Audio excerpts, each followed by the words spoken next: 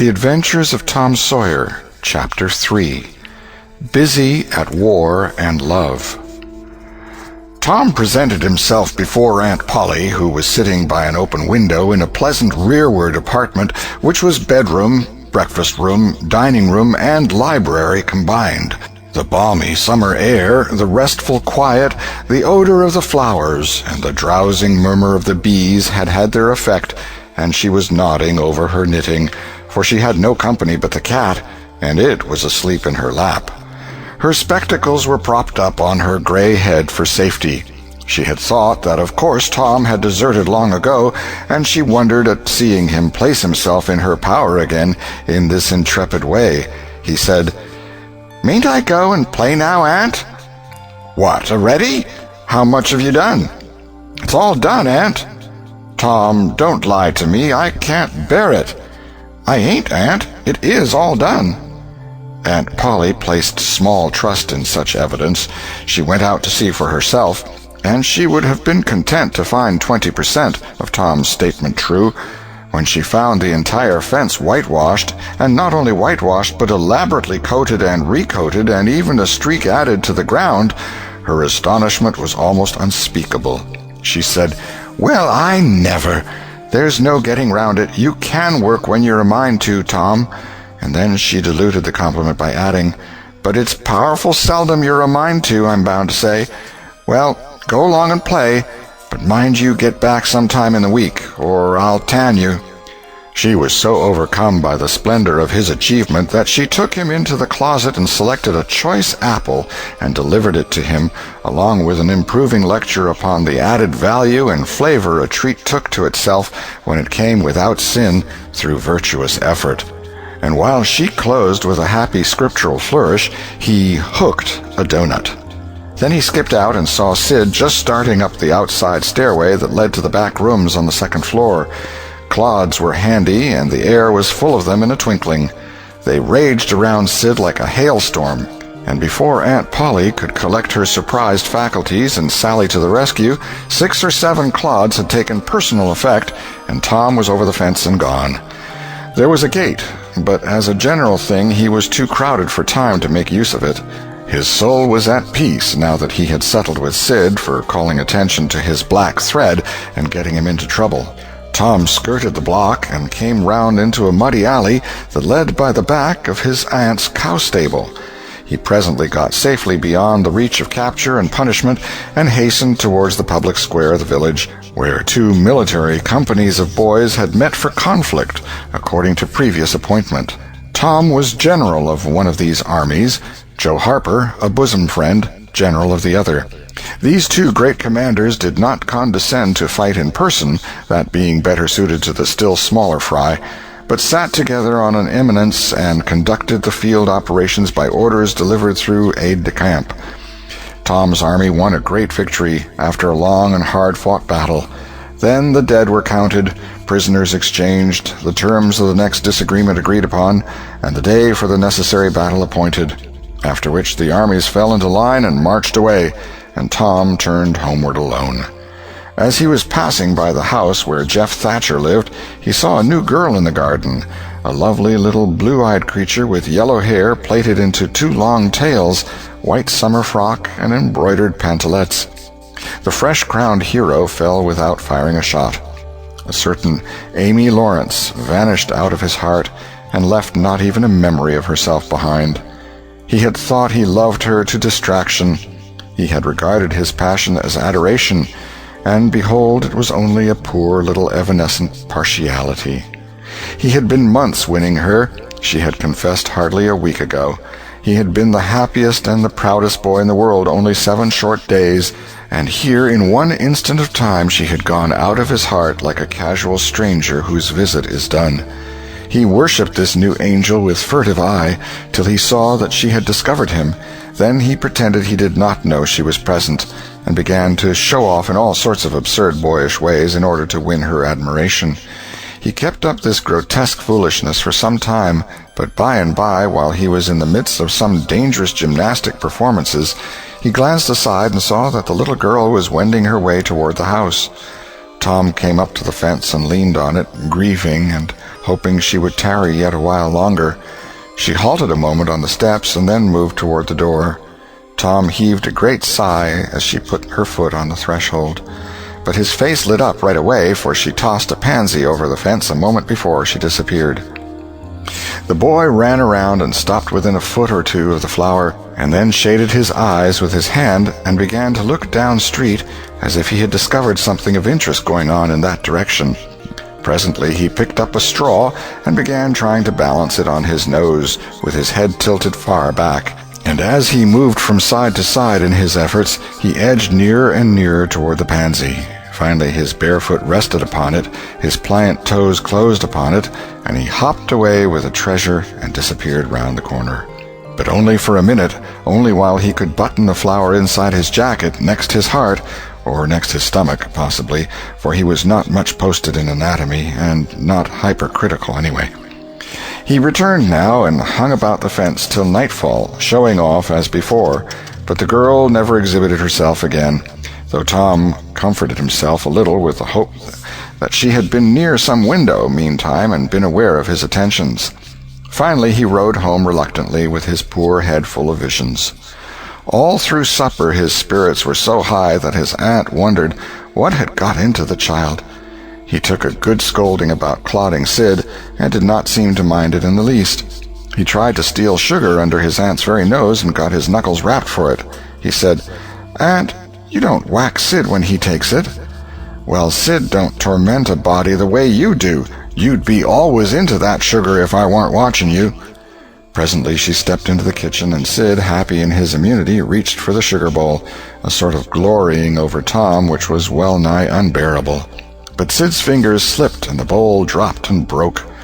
Tom was in ecstasies, in such ecstasies that he even controlled his tongue and was silent. He said to himself that he would not speak a word, even when his aunt came in, but would sit perfectly still till she asked who did the mischief, and then he would tell, and there would be nothing so good in the world as to see that pet model catch it. He was so brimful of exultation that he could hardly hold himself when the old lady came back and stood above the wreck, discharging lightnings of wrath from over her spectacles. He said to himself, "Now it's coming," and the next instant he was sprawling on the floor. The potent palm was uplifted to strike again when Tom cried out, "Hold on now, what are you belting me for? Sid broke it." Aunt Polly paused, perplexed, and Tom looked for healing pity. But when she got her tongue again, she only said, "Humph. Well, you didn't get a lick amiss, I reckon. You've been into some other audacious mischief when I wasn't around, like enough." Then her conscience reproached her, and she yearned to say something kind and loving, but she judged that this would be construed into a confession that she had been in the wrong, and discipline forbade that. So she kept silence, and went about her affairs with a troubled heart. Tom sulked in a corner and exulted his woes. He knew that in her heart his aunt was on her knees to him, and he was morosely gratified by the consciousness of it. He would hang out no signals. He would take notice of none. He knew that a yearning glance fell upon him now and then through a film of tears, but he refused recognition of it. He pictured himself lying sick unto death, and his aunt bending over him, beseeching one little forgiving word, but he would turn his face to the wall and die with that word unsaid. Ah, how would she feel then? And he pictured himself brought home from the river, dead, with his curls all wet and his sore heart at rest. How she would throw herself upon him, and how her tears would fall like rain, and her lips pray God to give her back her boy, and she would never, never abuse him any more. But he would lie there, cold and white, and make no sign, a poor little sufferer whose griefs were at an end. He so worked upon his feelings with the pathos of these dreams that he had to keep swallowing, he was so like to choke, and his eyes swam in a blur of water which overflowed when he winked, and ran down and trickled from the end of his nose. And such a luxury to him was this petting of his sorrows that he could not bear to have any worldly cheeriness or any grating delight intrude upon it. It was too sacred for such contact, and so, presently, when his cousin Mary danced in, all alive with the joy of seeing home again after an age-long visit of 1 week to the country, he got up and moved in clouds and darkness out at one door as she brought song and sunshine in at the other. He wandered far from the accustomed haunts of boys and sought desolate places that were in harmony with his spirit.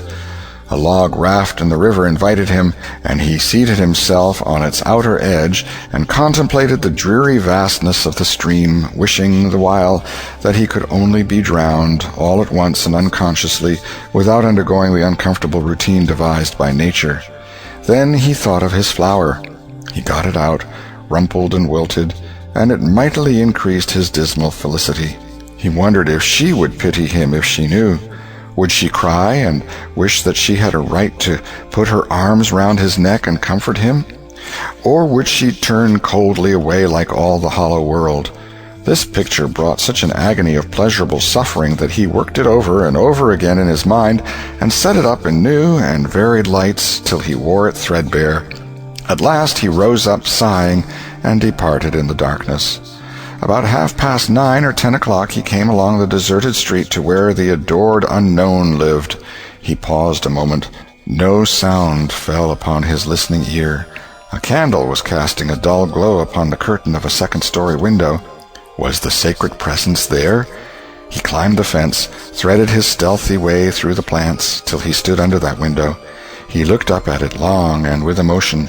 Then he laid him down on the ground under it, disposing himself upon his back, with his hands clasped upon his breast and holding his poor wilted flower. And thus he would die, out in the cold world, with no shelter over his homeless head, no friendly hand to wipe the death damps from his brow, no loving face to bend pityingly over him when the great agony came. And thus she would see him when she looked out upon the glad morning, and oh, would she drop one little tear upon his poor lifeless form, would she heave one little sigh to see a bright young life so rudely blighted, so untimely cut down? The window went up, a maidservant's discordant voice profaned the holy calm, and a deluge of water drenched the prone martyr's remains. The strangling hero sprang up with a relieving snort. There was a whiz as of a missile in the air, mingled with a murmur of a curse. A sound as of shivering glass followed, and a small, vague form went over the fence and shot away in the gloom. Not long after, as Tom, all undressed for bed, was surveying his drenched garments by the light of a tallow dip, Sid woke up. But if he had any dim idea of making any references to illusions, he thought better of it and held his peace, for there was danger in Tom's eye. Tom turned in without the added vexation of prayers, and Sid made mental note of the omission. End of Chapter 3. Chapter 4. Showing Off in Sunday School. The sun rose upon a tranquil world and beamed down upon the peaceful village like a benediction. Breakfast over, Aunt Polly had family worship. It began with a prayer built from the ground up of solid courses of scriptural quotations, welded together with a thin mortar of originality. And from the summit of this she delivered a grim chapter of the Mosaic Law, as from Sinai. Then Tom girded up his loins, so to speak, and went to work to get his verses. Sid had learned his lesson days before. Tom bent all his energies to the memorizing of 5 verses, and he chose part of the Sermon on the Mount because he could find no verses that were shorter. At the end of half an hour, Tom had a vague general idea of his lesson, but no more, for his mind was traversing the whole field of human thought, and his hands were busy with distracting recreations. Mary took his book to hear him recite, and he tried to find his way through the fog. Blessed are the, poor? Yes, poor. Blessed are the poor, in spirit. In spirit. Blessed are the poor in spirit, for theirs. For theirs. Blessed are the poor in spirit, for theirs is the kingdom of heaven. Blessed are they that mourn, for they, for they, S-H-A. For they, S-H, oh, I don't know what it is, shall. Oh, shall. For they shall mourn. Blessed are they that shall mourn, for they shall what? Why don't you tell me, Mary? What do you want to be so mean for? Oh, Tom, you poor thick-headed thing, I'm not teasing you. I wouldn't do that. You must go and learn it again. Don't you be discouraged, Tom. You'll manage it, and if you do, I'll give you something ever so nice. There now, that's a good boy. All right, what is it, Mary? Tell me what it is. Never you mind, Tom. You know if I say it's nice, it is nice. You bet you that's so, Mary. All right, I'll tackle it again. And he did tackle it again, and under the double pressure of curiosity and prospective gain, he did it with such spirit that he accomplished a shining success. Mary gave him a brand-new Barlow knife worth 12.5 cents, and the convulsion of delight that swept his system shook him to his foundations. True, the knife would not cut anything, but it was a sure enough Barlow, and there was inconceivable grandeur in that, though where the Western boys ever got the idea that such a weapon could possibly be counterfeited to its injury is an imposing mystery and will always remain so, perhaps. Tom contrived to scarify the cupboard with it, and was arranging to begin on the bureau when he was called off to dress for Sunday school.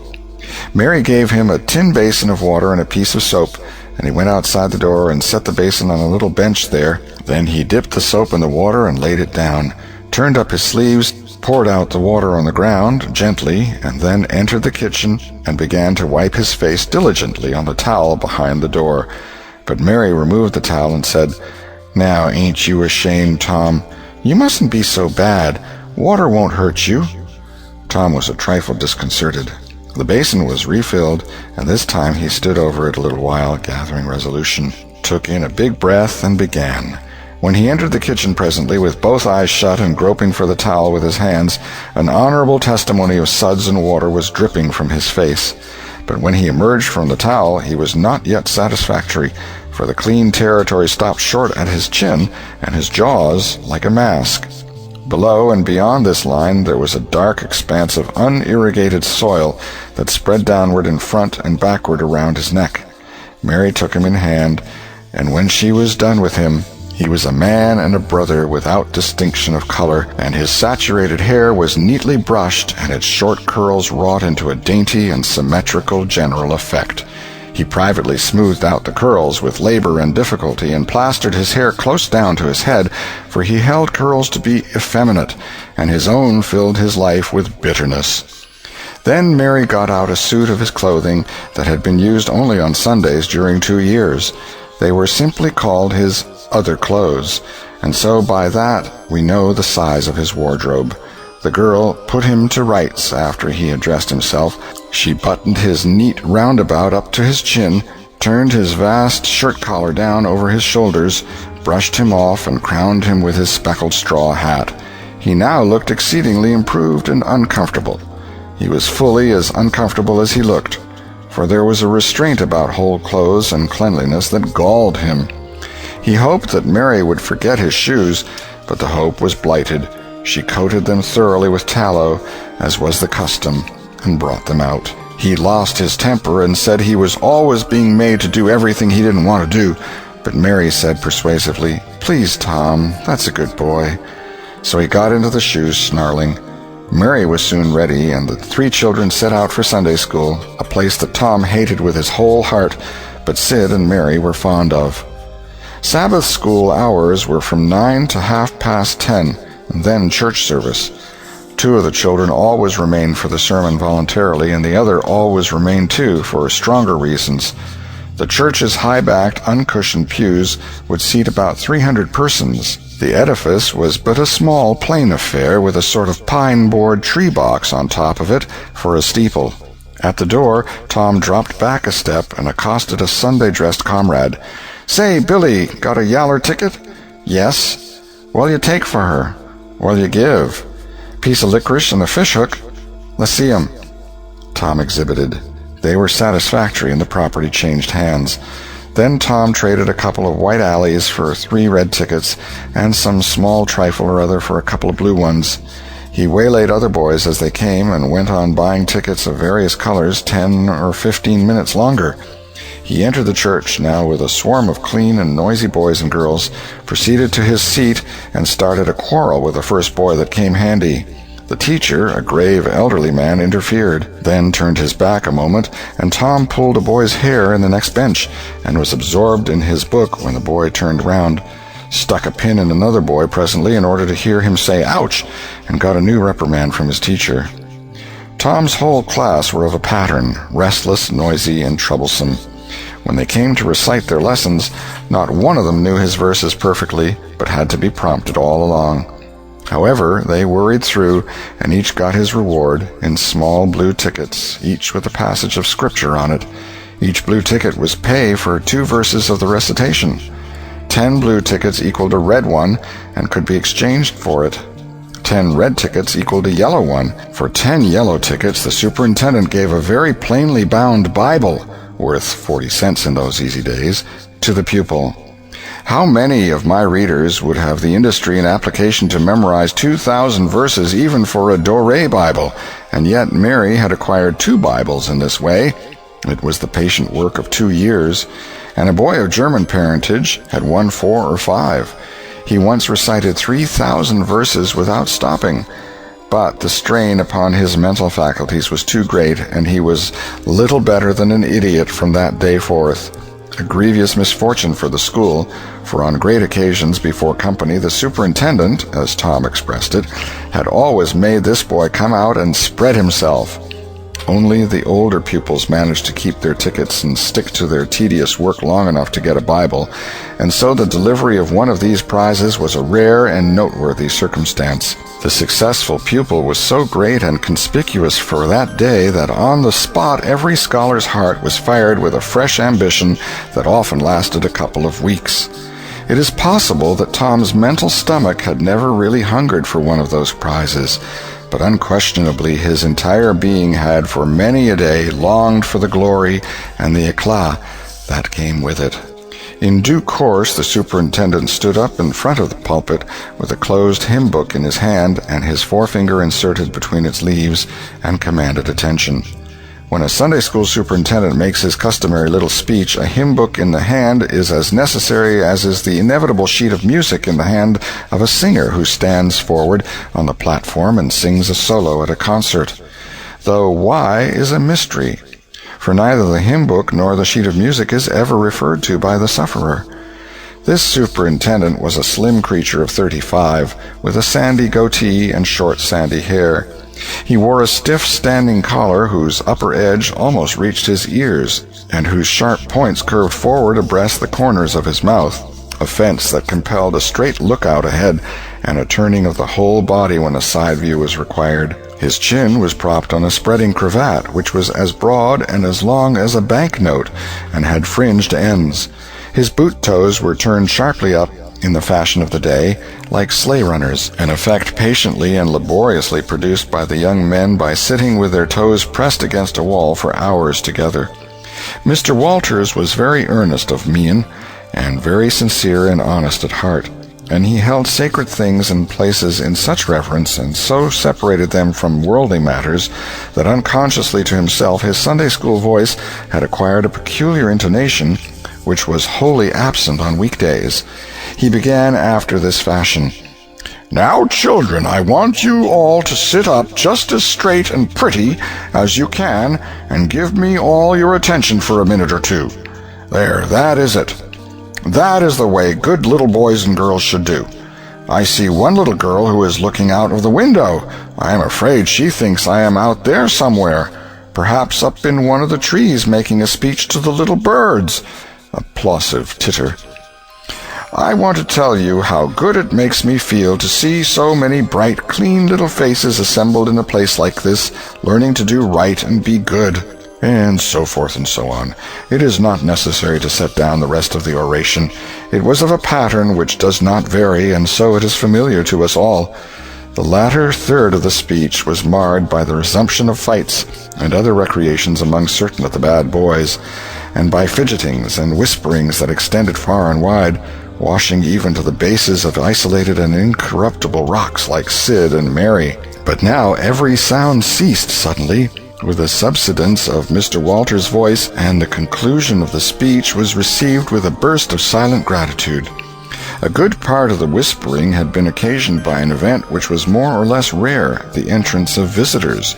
Lawyer Thatcher, accompanied by a very feeble and aged man, a fine, portly, middle-aged gentleman with iron-gray hair, and a dignified lady who was doubtless the latter's wife. The lady was leading a child. Tom had been restless and full of chafings and repinings, conscience-smitten too. He could not meet Amy Lawrence's eye. He could not brook her loving gaze. But when he saw this small newcomer, his soul was all ablaze with bliss in a moment. The next moment he was showing off with all his might, cuffing boys, pulling hair, making faces, in a word, using every art that seemed likely to fascinate a girl and win her applause. His exaltations had but one alloy, the memory of his humiliation in this angel's garden, and that record in sand was fast washing out under the waves of happiness that were sweeping over it now. The visitors were given the highest seat of honor, and as soon as Mr. Walter's speech was finished, he introduced them to the school. The middle-aged man turned out to be a prodigious personage, no less a one than the county judge, altogether the most august creation these children had ever looked upon, and they wondered what kind of material he was made of, and they half wanted to hear him roar, and were half afraid he might, too. He was from Constantinople, 12 miles away, so he had traveled and seen the world. These very eyes had looked upon the county courthouse, which was said to have a tin roof. The awe which these reflections inspired was attested by the impressive silences and the ranks of staring eyes. This was the great Judge Thatcher, brother of their own lawyer. Jeff Thatcher immediately went forward to be familiar with the great man and be envied by the school. It would have been music to his soul to hear the whisperings, "Look at him, Jim, he's a-going up there. Say, look, he's a-going to shake hands with him. He is shaking hands with him. By jings, don't you wish you was Jeff?" Mr. Walters fell to showing off with all sorts of official bustlings and activities, giving orders and delivering judgments, discharging directions here, there, everywhere that he could find a target. The librarian showed off, running hither and thither with his arms full of books and making a deal of the splutter and fuss that insect authority delights in. The young lady teachers showed off, bending sweetly over pupils that were lately being boxed, lifting pretty warning fingers at bad little boys, and patting good ones lovingly. The young gentlemen teachers showed off with small scoldings and other little displays of authority and fine attention to discipline, and most of the teachers of both sexes found business up at the library by the pulpit. And it was business that frequently had to be done over again 2 or 3 times, with much seeming vexation. The little girls showed off in various ways, and the little boys showed off with such diligence that the air was thick with paper wads and the murmur of scuffling. And above it all, the great man sat and beamed a majestic judicial smile upon all the house, and warmed himself in the sun of his own grandeur, for he was showing off too. There was only one thing wanting to make Mr. Walter's ecstasy complete, and that was a chance to deliver a Bible prize and exhibit a prodigy. Several pupils had a few yellow tickets, but none had enough, and he had been around among the star pupils inquiring. He would have given worlds now to have that German lad back again with a sound mind.